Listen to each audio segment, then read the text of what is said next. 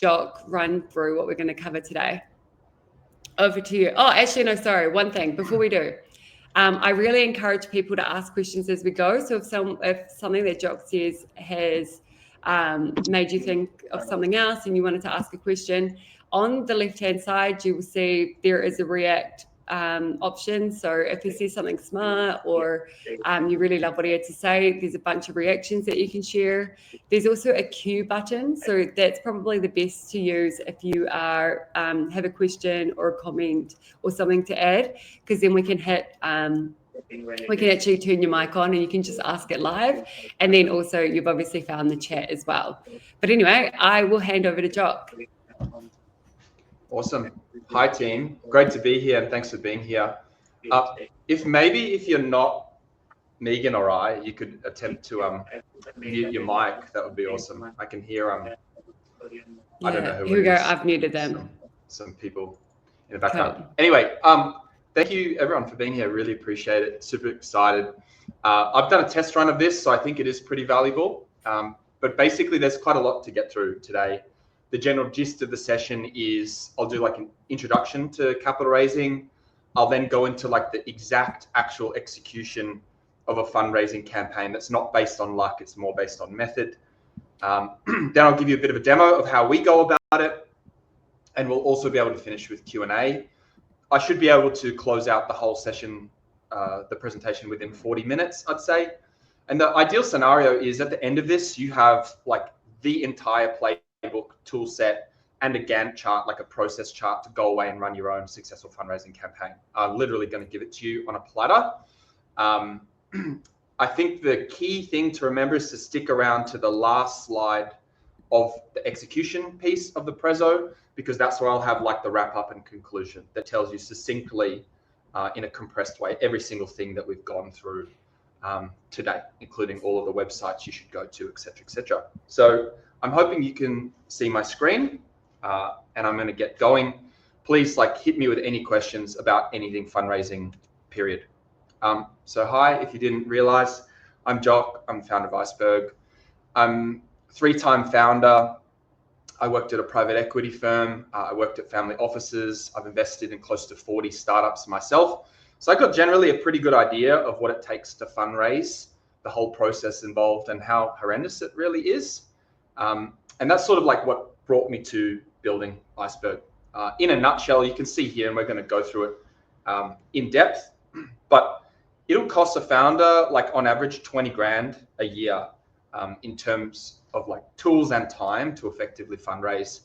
And that's about what you're looking at. I'm assuming you can see my mouse moving, but like 10 hours a week, you'll see in the Gantt chart, it can go up to 400 actions per week and about 8 different systems, maybe up to 10, if you want to do it like super effectively.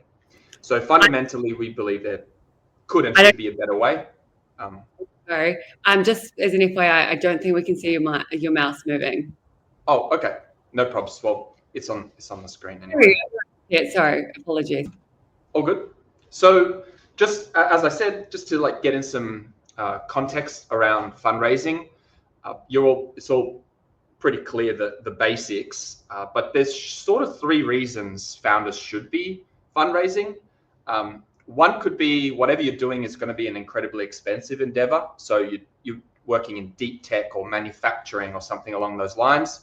It's pretty obvious it's difficult to bootstrap those kinds of businesses.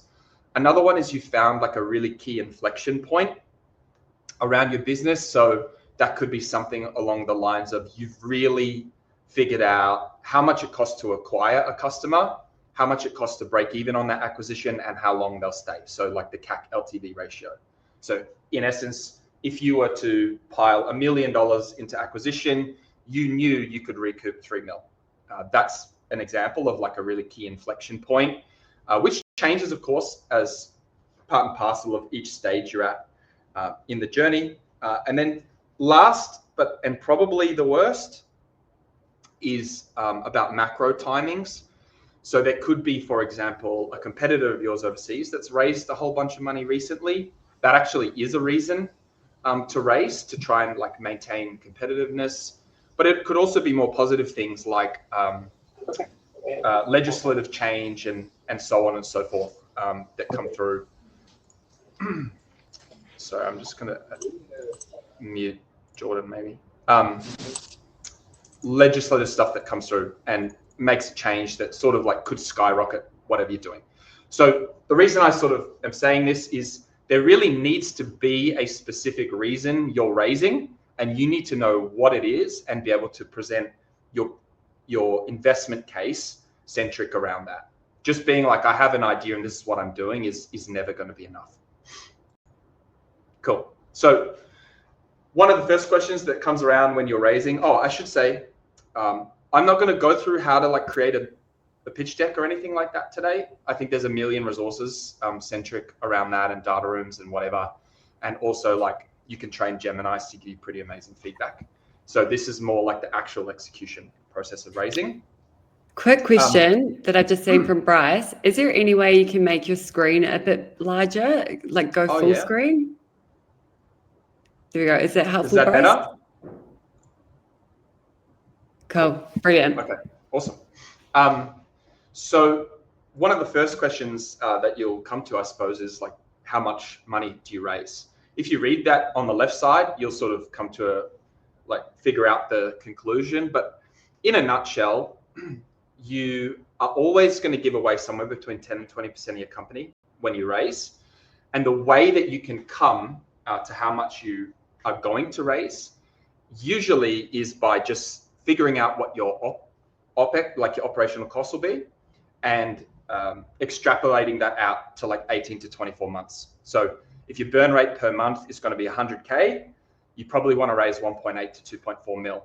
Now, in terms of what would your valuation be alongside that, there's no hard and fast rules, but sort of as it sort of suggests down here, the best type of company of your type or parallel and stage in the world will be raising at circa a 10x, right? So they'll be giving away 10% of their company.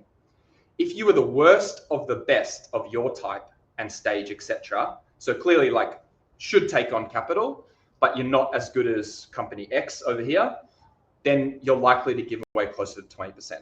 So the differential is a 10 mil post-money val and a 5 mil post-money val in essence.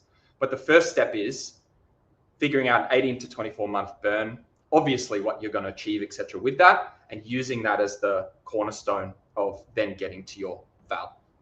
Now, in terms of like the approach to investors, for people who have sort of like engineering system type minds, there are things in existence called stack ranks. Now, when you approach any investor, of course, they're just going to flick through your deck. But if they have any sort of interest, chances are they'll have a spreadsheet or some sort of system that's called a stack rank. And what it is a whole set of elements that they're looking at and looking into about your business, and a whole bunch of columns of all the businesses they're looking at. So it goes all the way from like general hypothetical thoughts to like how good is this founder, how big is the addressable market, and the financial metrics. They plug it all in and they can see it against each other. So on your end, this is how you're thinking. On their end, this is how they're thinking, making their decisions. So it can be a really helpful thing to get your hands on a stack rank and maybe even plug your own details into the stack rank. Write them in, give yourself green traffic light and see how you fit. Because by doing that, what you're going to do is you're going to surface things that you may need to figure out how to answer, as in difficult questions because your whatever CAC LTV is terrible, but also things that you could really double down on in your messaging. So I can give you a link. I think there is a link at the back end of a stack rank you can use that's been done before. So you can have a little look. So how do you know if you're ready to raise, i.e., how do you know where you fit in terms of the other companies in the world, in your space that are parallel in your stage? There's a bunch of different ways. Of course, like you can be in Aussie Founders Club and you can meet other founders and talk to them about where they're at in terms of their MRR, ARR, vals, blah, blah, blah, blah. But there's also a bunch of links in here I've chucked in where you can go and have a look at best in class metrics and things where companies who are raising at different stages, at different vals, are achieving. And so you'll know basically whether you fit in or out of the bounds. So you have figured out that you want to raise because of the macro environment or like a key inflection point. You've now figured out that you're in sort of like the hitting zone of raising money because you've looked at what other companies around are and your metrics are relevant to like global metrics and stack ranks. And now you're like, cool, it's time to sort of run a process. Typically, this is the shit show that it would look like. You wait until you need the money, you wait too late, you build a deck, a financial model, you download random lists like Airtree. Nothing wrong with the Airtree list, except 50% of those emails will bounce, and of the 50% left, half of them will try to sell you shit back. It's just not recent and ideal, if you will. But you're going to go through that anyway. You start emailing cold, you're using a spreadsheet to track it, and then you're going to attempt to sort of like gather feedback, which is going to take forever, and you're going to feel like people are dragging you, like, like hanging out the carrot. And you're just going to like maybe go to a network event. You're just going to continuously repeat this cycle until hopefully someone lands you money. I would suggest this is like pretty luck orientated and very messy, as you can see, but I'm going to show you a much better system process. So if you are going to run, again, you guys, everyone's going to get this deck, so you can like spend time checking it out, and I've got all the links in there too. If you are going to run a highly sophisticated like capital raising preparation and like live raise campaigns, so 6 months, right? 3 months-ish prepping, 3 months-ish live, having these combos trying to close money. This in essence is about what it would look like over time. So you can see there's a lot of steps. And we're going to go through for the rest of the session, breaking down a lot of those steps. But this is sort of like an overarching guide that you could start morphing. If you look at pre and post fundraising, I would say this is really what it looks like. So 3 to 6 months out from a raise, like going live, you would start getting strategic input. Hey, Jock, I'm just like developing up our milestones on our seed raise. We're thinking, if we achieved a blah, blah, blah ARR, that would be cool. What do you think? Those kinds of combos. Then 0 to 3 months out, you're prepping the deck, prepping the docs, all of that stuff from the feedback. 3 months in, you're just like emailing people, following up, making calls, etc., trying to get closer and closer. Then you've got a fund admin piece, so like closing out the money, etc. And then what you're going to do for the following 6-ish months is nurture 6 to 9, nurture and warm up those existing investors and those who didn't invest but were interested. Keep them on the hook, like keep showing them you're executing. And then you're going to inevitably repeat this cycle all over again because you probably need another set of capital. So it's quite a lot of steps. In terms of the systems that you would use, this is, in essence, the list of systems. Pre-raise, it's going to cost you about $510 a month to use these various systems. And the reason you would use them is to try to just have some like visibility across everything you're doing. So you want to use like an Instantly or a MailChimp so you can ensure like your inbox doesn't get marked as spam at any time, so that you can track open and click rates and use those to drive whatever your next steps are with investors and so on. Most people will use a spreadsheet to try and track how people progress. I've included a link to like what we would suggest is the best, like globally best like spreadsheet setup you could use for tracking cold, warm, hot investor conversions. Or you could use something like Pipedrive. Maybe some people use Trello for tracking. For all of like your editing, getting feedback on your deck, you can do some pretty sophisticated prompts in things like Gemini to get it like pretty good feedback as you're progressing, and also like getting some personalization on your like your investor contacts. So if you were going to email me, you could probably prompt one of the one of the LLMs on some market info about me, use that info to craft a message to me that might get extra cut through. You'll probably need LinkedIn Sales Nav to try and like start building up a list, discovering, I don't know, who knows Megan and et cetera, to figure out how you can get close to your perfect investors. You'd use a thing called Rocket Reach. There's other variations of Rocket Reach, but in essence, you can get people's LinkedIn addresses, put it in Rocket Reach, and for about $6 USD, it'll give you their email addresses and phone numbers. You probably need, this is pretty obvious, online community for constant feedback, etc. Sometimes an advisor for some different like legals, etc. Obviously a data room and DocuSign, and you probably know Cake. So all in all, if you're just doing the exact pre-raise, like going live sort of campaigning, using all of these systems, your tool cost and time cost at $50 an hour, which is sort of like what we judge most founders would attempt to be budgeting for themselves now, you're looking at that kind of cost base to get your raise executed. Now, post-raise and all of the pre-work you're doing up until that live campaigning, this is about what it's going to cost you, tool and time. All right, so it's pretty expensive to do it. And I'll give you some examples a bit later, excuse me, of like exact costings for like the legals and etc. to get it right, going live in a campaign. There's some of these resources. Again, you're going to get this so you can click them all. But we've got like a best practice CRM, cold, warm, hot raising, all of the properties that you'd use and etc. We've got a stack rank in here as well. So a live stack rank that I used to use for my own investments back in the day. So it's got a whole bunch of companies and the different stack rankings, so you can use that contextually for yourself. And so that's the gist of running a fundraising campaign. I'm assuming you're looking at that going, holy fuck, that's a lot of stuff. What do I actually do? How do I start?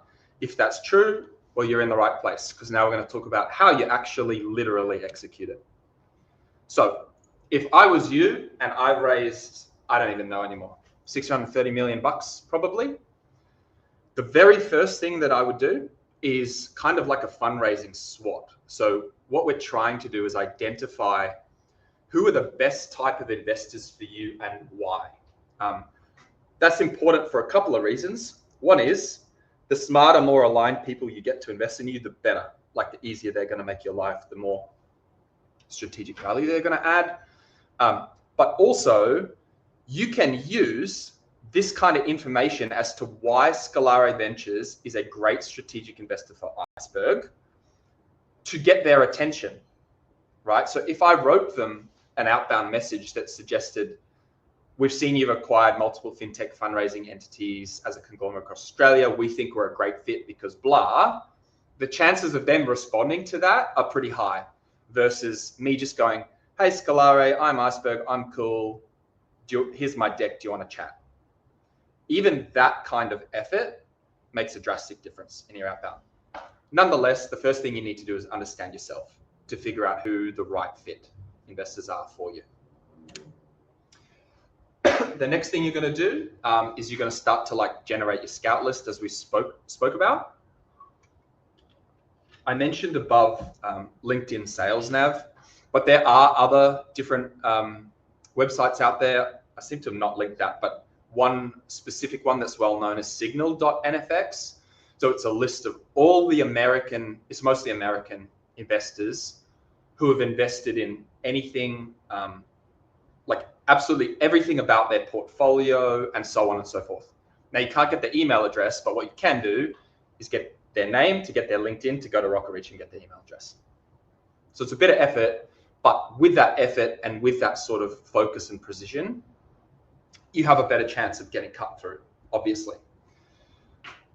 One of the things I do want to mention, I'll touch on this a little later as well, is our opinion, certainly, is that if you were going to sell a $5 thing to someone, sure, you can do like a shitty email campaign that's like very blanket and see what lands, right? Like have a very small conversion and you don't really care.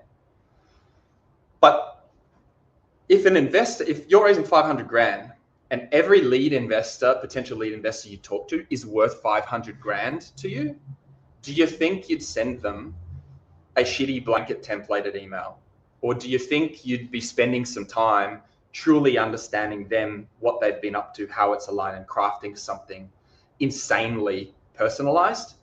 I would suggest it's the latter, because if you do the right job in scouting who they are and reaching out in the right way, the worst case scenario for you actually is they write back and go, sorry, John, like not the right time, we don't have dry powder, or you're just a tiny bit early for us, but can you keep us in the loop? Now they're on your warm up, like your warm investor list. They're on your like monthly investor updates. And as you continue to show traction, you're going to start drawing lines in their mind of like trust and rapport building, which will potentially unlock their capital in the future, right? Or worst case, great feedback, or maybe even intros to other investors. Cool. So then you want to enrich the list, obviously. So you'd use something like Rocket Reach and Apollo. We do it too. I'll show you that stuff a little later. As a general gist, if you do the work up front to really figure out who's the right fit and why, you want to take whatever your raise amount is, like $1 million or 500K, whatever, and divide it by 4. That'll get you to the perfect number of the right number of perfect fit contacts. Because from 125 contacts for a 500K raise, you probably get 60 to 70 come back and be like, yeah, cool, but not now, and variations of that, so they can go on a warm list for you. And you'll probably land anywhere between 20 and 30 like high intent, hot investor meetings. And that should be plenty enough for you to get to your 500K or snowball to your 500K. So broadly, just cost alone, if you use like Rocket Reach, I think you're looking at, it's about $9-ish Australian to do it. Then you have the time either side of like figuring out who the best contacts are, gathering the market data pre-meeting, etc. So you're probably in the realm of $20-30 per contact if you're really putting in the effort properly. So before you start spraying anyone, and we're going to get to some more nuances of this soon, you want to check a whole bunch of things out about your mailbox. It's possible, like my early community VC mailbox, I was pretty careless with it, and you can start getting marked as spam really easily. So if you've been doing shit like that, chances are you need to make an alias or a secondary email address. You want to ensure the DNS works. You want to warm up the mailbox effectively. Probably my recommendation is Instantly for that. They just have this specific tool that warms up your inbox for you. And then whenever you're sending anything, you can use this here, mailmeteor.com/spam checker. Chuck in whatever it is you're writing to anyone, and it's literally going to give you a rating on the chances of your emails not landing because of things you're writing, or like landing in spam because of the way that you're writing it. So you want to make sure you're doing things like that before you start any kind of campaign. Cool. In terms of like comms planning, I'll show you a further breakdown later. The general gist is you have your list of 125, and what you want to do is select the very top 10, like your highest priority targets, and you want to write extraordinarily personalized comms to them. And I will show you some examples, but you're probably going to write something along the lines of this set of sequences, like an opening email, a follow-up, a LinkedIn connection, see if you could get an intro, a LinkedIn comment type thing, and a final email. That's the max you'd want to use before like someone starts hating you. And you're going to put huge effort into the way you personalize it, and you're going to go to your top 10, see what the responses are, see what the email like feedback is. If you take meetings, see what the feedback in the meetings is. And you're going to use that insight and feedback to take the next step towards either responding to whoever those 10 are or going to the next 10. And you're just going to follow that system over and over and over, rinse and repeat. Triage 10, super personalized, get feedback, iterate on the comms, choose the next contacts, go to them, and so on. And like in a nutshell, that is the system you should be operating.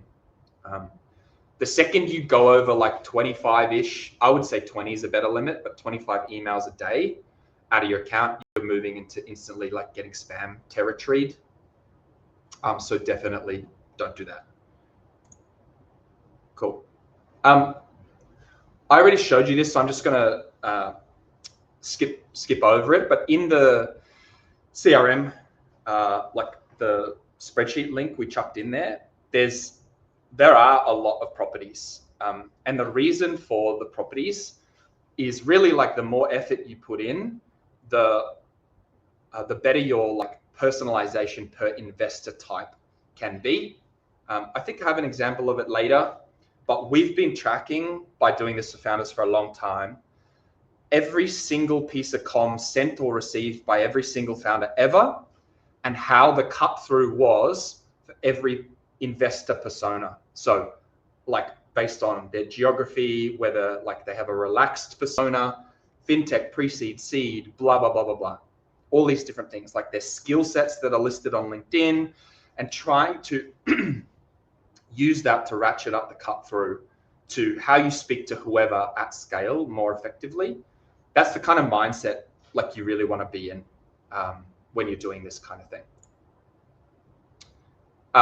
We have this link here as well. I'll give you this link of a whole bunch of templates we've used over time that have had really great cut through. So we've got like opening email templates, raise templates, nurturing, engagement, all this kind of stuff. And you can see how we've grouped them into different investor personas and so on. And we'll give you the exact template links too. Just like to give you a starting point.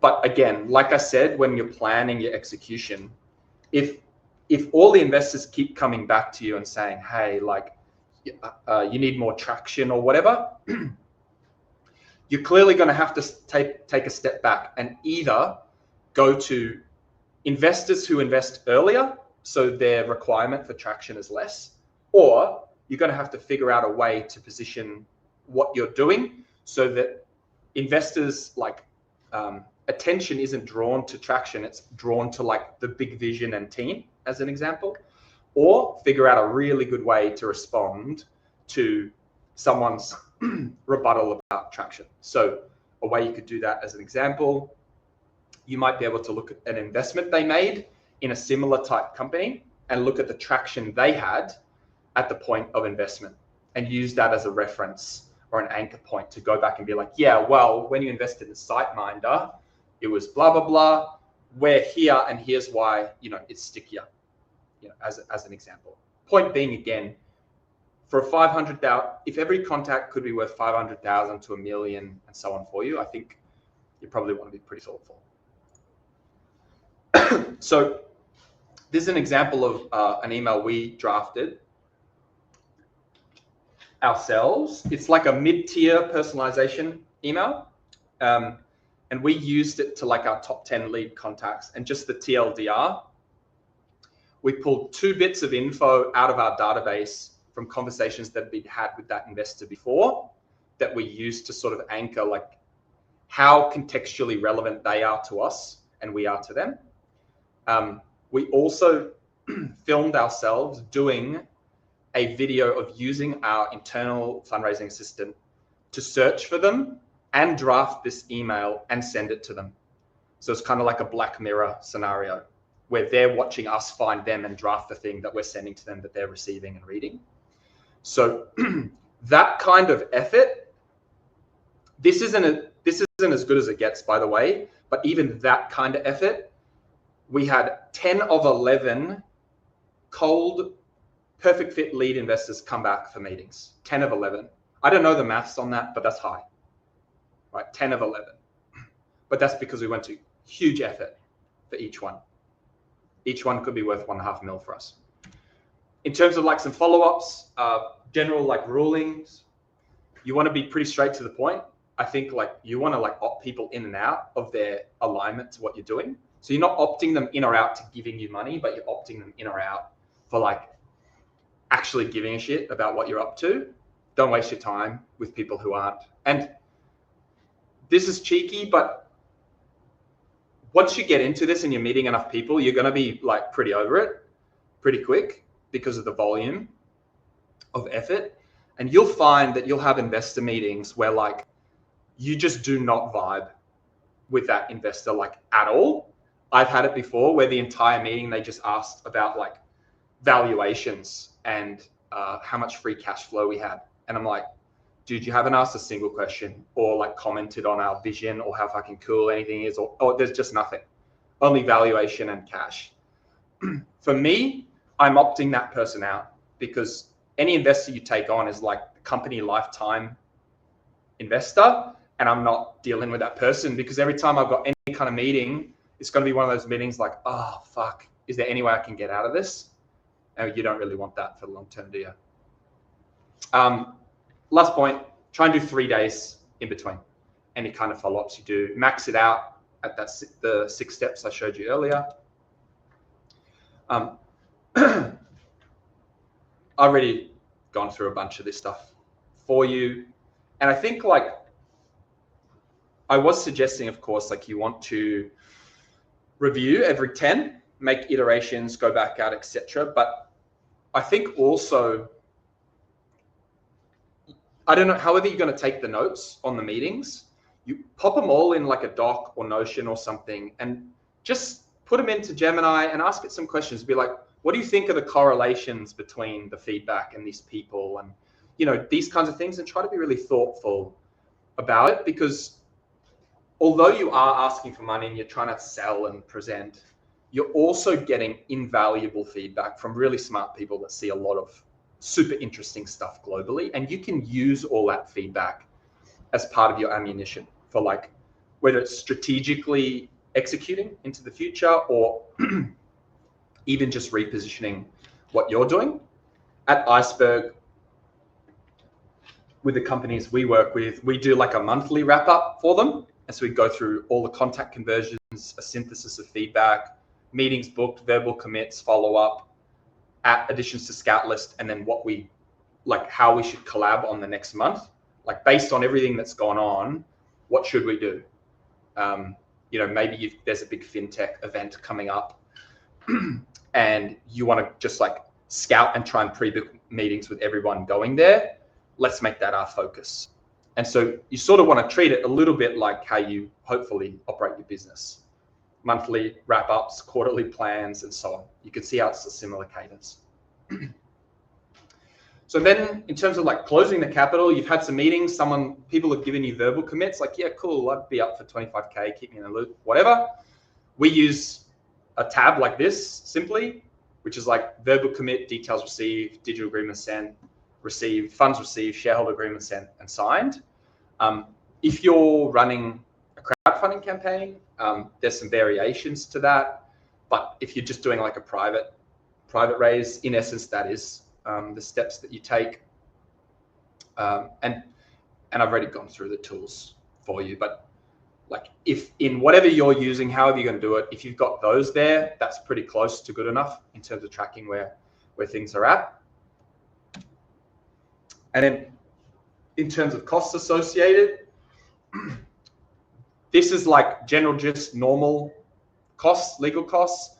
That's if you're doing a CSF as well, and that's if you're doing an ESOP as well and getting support, setting it up. We can't give you advice on them, but we can give you a link to every single one of those as a template that you could use as a base case to go and work out. But that's circa what you're up for when you're going for a raise. So when you're like budgeting, right, like to go for a raise, I think when you hear crowdfunding, clearly people are like, yeah, there's probably marketing budget involved in all this stuff, but there truly are the tools, $510-ish a month to execute if you want to do it like effectively. And then there's going to be like, in essence, these legal costs. So what, about 10K-ish legal costs, maybe another 5 or so if you're running like through another platform. So you want to have that in your, however you're managing your cash flow. Cool. And so wrapping up on the execution, this is like the final page. If you were going to run a base case structured raise, this is exactly what you'd do. You just follow it to a T. And I've already given you all of this information, but in conclusion, you certainly want to be having discussions and prepping your decks and getting feedback on your milestones and whatever 6 months out from when you want to land the money. There's no question about that. You should use the tools because they are really helpful. Inevitably, you'll need some or more of them nonetheless. And you're going to want to budget somewhere between 10 and 20 hours a week on all of this prep and execution.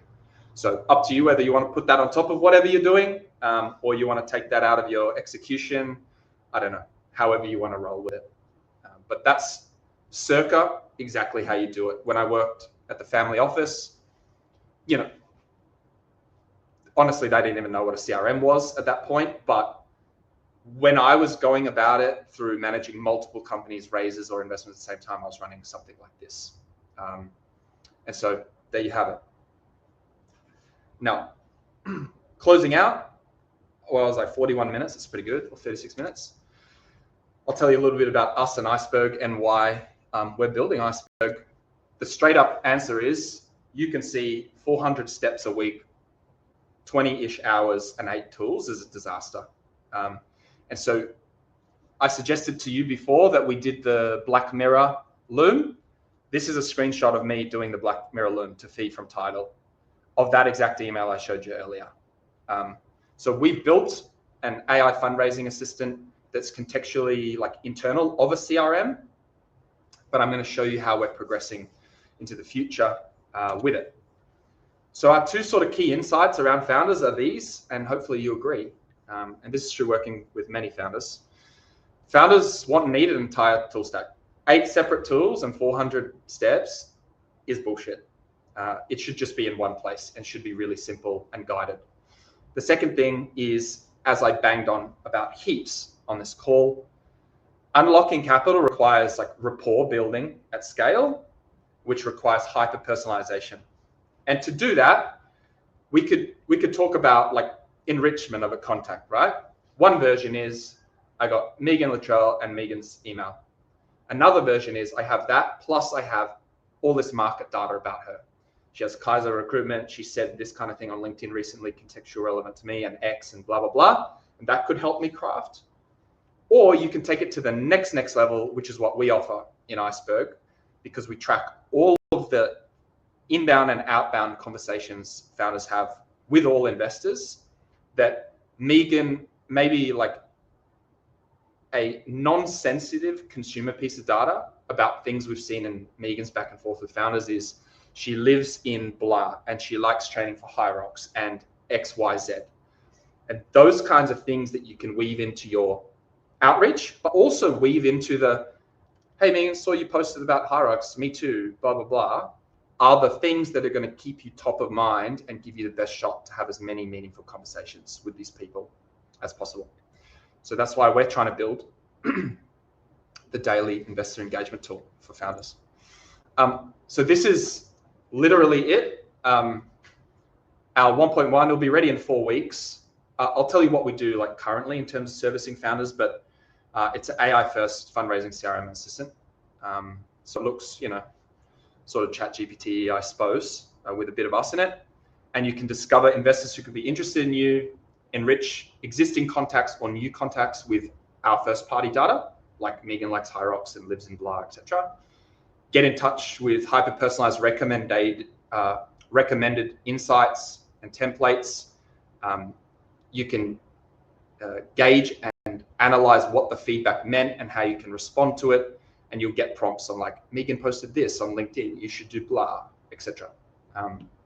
So I've got a little mini demo for you, it's 40 seconds, but in essence, this is it in action, and we'll be ready in 4 weeks.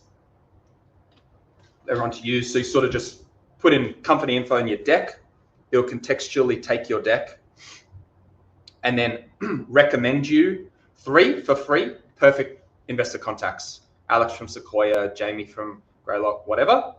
You can then choose which type of outreach you're going for.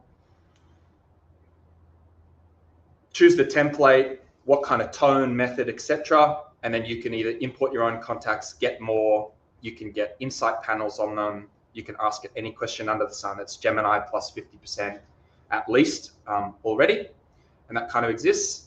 And then this is too boring to watch in totality. But if someone, for example, was looking at doing a virtual raise, let's say, this is us. It took 3 hours to orchestrate this. This is giving you the exact entire process step-by-step to run a virtual campaign with every detail you want, with exact dollar figures, timing, and so on. Exactly how virtual runs it. In another half a day's work, we could also give you every doc and have you collaborate on those docs in the assistant to execute it all before you turn up to virtual. So you cut a whole bunch of the fees and time out over time. So orchestrating GPT, Claude, Perplexity, everything all in here, taking you through the entire process. So these are the kinds of things we're building at Iceberg. So you build your initial investor contact list or enrich the ones you've got. You can run all your comms through it. You get all of the notifications of prompting and etc. And then we start enabling you to actually execute. So here's all the things to do virtual. Here's all the things to just run a private safe and close it out with DocuSign, and so on and so forth. So one-stop shop for the content, contacts, and enrichment for investors. Right now, like literally today, we build hyper-personalized investor lists for founders. So founders just come, we just have a little chat, and you tell us like exactly who you're looking for and why. We'll give you some feedback. Again, you're raising 500, we'll recommend 125. You don't have to get that. We'll give you a draft, you traffic light it, we refresh it so it's perfect, and then we just go and get you everything under the sun about those contacts, and you can do what you want with it. As part of that, we will give you like a basic strat we would run for you and some templates, but if you can't be bothered to do it, we also concierge the whole thing. So we'll get the contacts, personalize everything, do the inbox management, CRM management, reporting, and then you just sign off on comms, turn up and have meetings, give us the feedback, and we keep iterating for you. So depending on what people are raising, we charge somewhere between $500 and $1,500 a month for doing the full concierge.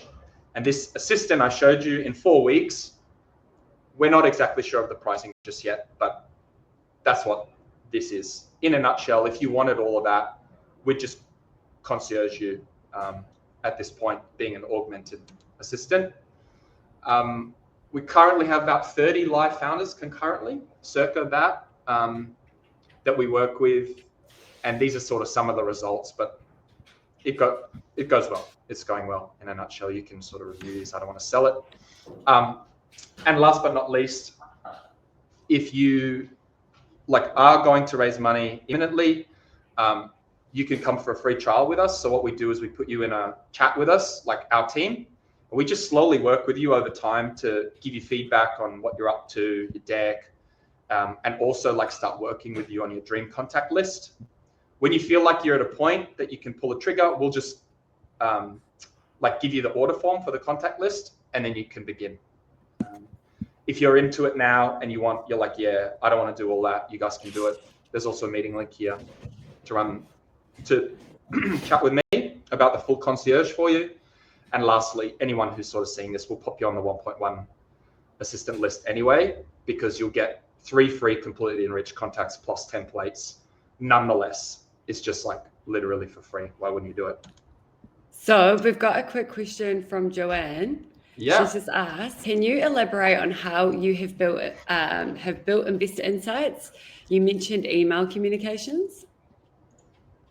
Yeah. Okay. So if you consider, again, with enrichment, right, you can get the basic email contacts or whatever yourself. You can figure out a way to get the market information, like what has Megan written on her LinkedIn and all these kinds of things. But then there's another layer to insights about Megan. And the only way to have them is to either talk to Jock about Megan or talk directly to Megan. So with all the founders that we've been working with, whenever they send any email comms, our inbox manager and the CRM sees that. So we can see however Megan's, her her opinion on raising money and going to the US, what it was a month ago compared to since Trump's tariff changes to what it is today. So we can take that information and surface it to other founders to be like, yeah, I mean, you think you want to talk to Megan about raising money to go to the US, but she's not into that anymore. John's a better contact for you about raising money to go to the US. So the way we look at that is we're analyzing all of the email comms that's going out through the system, but also founders through the assistant, they get prompted. So you've requested Jock's contact details. You've been asking about info because you've got a meeting coming up. 2 days later, we'll prompt you and be like, hey, how's your meeting with Jock? Tell us, what was the feedback? Did they drop any names? What were the next steps and so on? And so we take that, and anything that's non-sensitive, we'll put into our global database and we'll reshare it. So visually, you could consider in our database, if 20 founders have had 20 conversations with Megan, we have 20 sets of Megan inputs.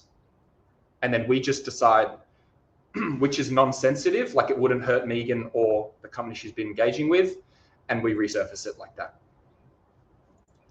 I hope that makes sense. Over.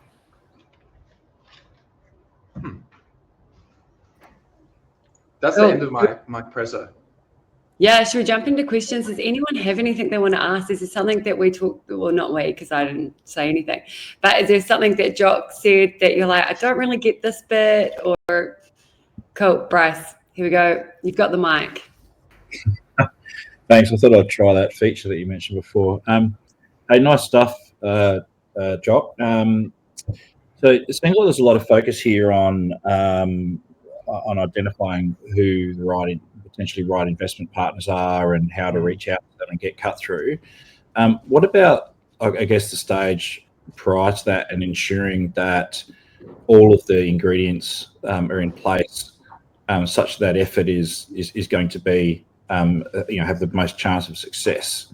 A couple of times you mentioned, annual run rate or monthly run rate in terms of revenue, customers, things like that. Yeah, just interested in your experience and insights into that in terms of when you're ready, particularly for first round. When you're ready, yeah. Okay. Thanks, Bryce. Broadly speaking, in venture, which is I'm assuming like what most of us here are sort of involved with, there are like pretty.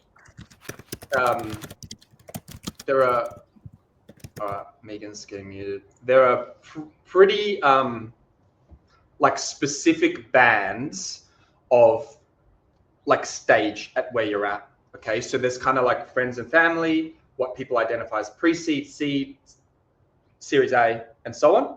And each of those bands has like some pretty specific expectations around it. Now, like in our assistant, you could literally ask, like, what are the bands and what do they mean and what are people looking for?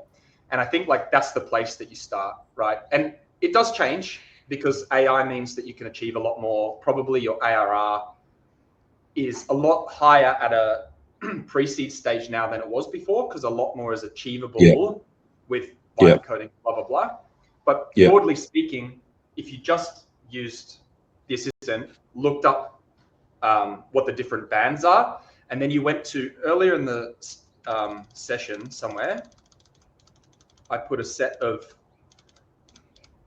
these places that you'll be able to click through on the deck. If you go there, so you'll know the bands, and then you'll see globally where like all companies are with all of their different various metrics when they raise their money.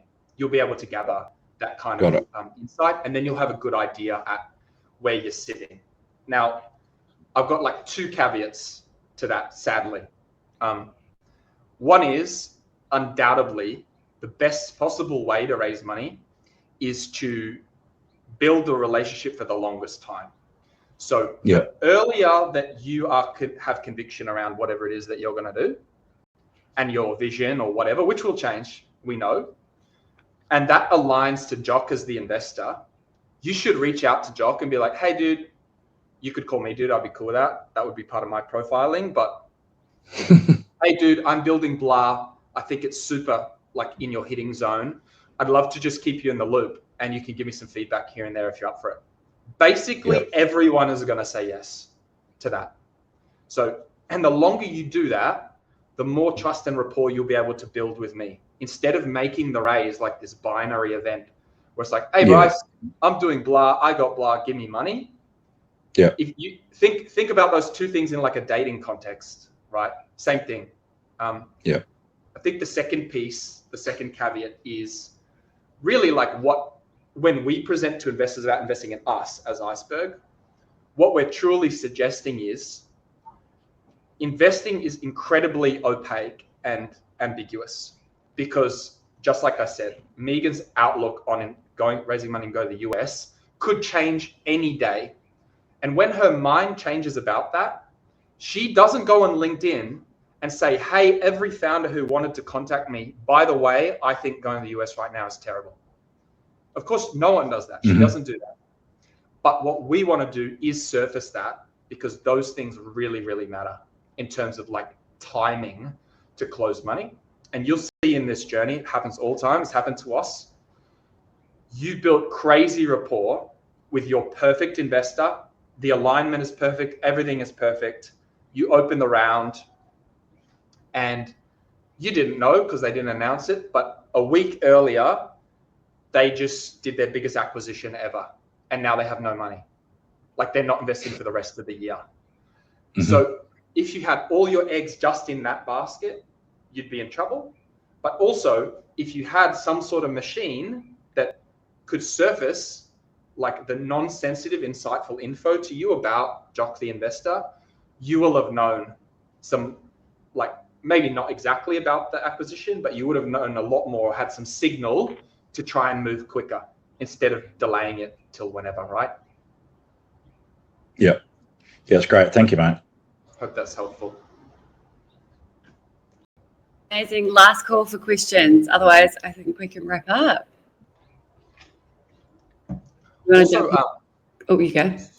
Well, I'll follow everyone up if they want to chat about whatever. Just have a little 15-minute call about where you're at and who you think your dream investors are and that kind of thing. But also, as everyone should be, even on this Prezo, super interested in feedback if people have it, even if it's delayed.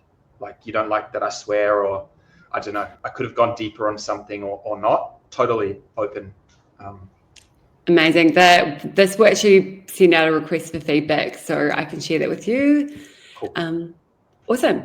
So if anyone's got any last questions, put your hand up or forever hold your peace, and we'll wrap up there. Seems like everyone's holding their peace. Awesome. Thank you guys all for joining us. Thank you, Jock, for running an amazing session. And I've shared everything in the Slack. I've invited everyone, so if you can't see the invite, it must be in your junk. And yeah, I'll see you at the next one. Thanks, guys. Bye. Thank you so much. Thanks. Appreciate it. Thanks, Jock.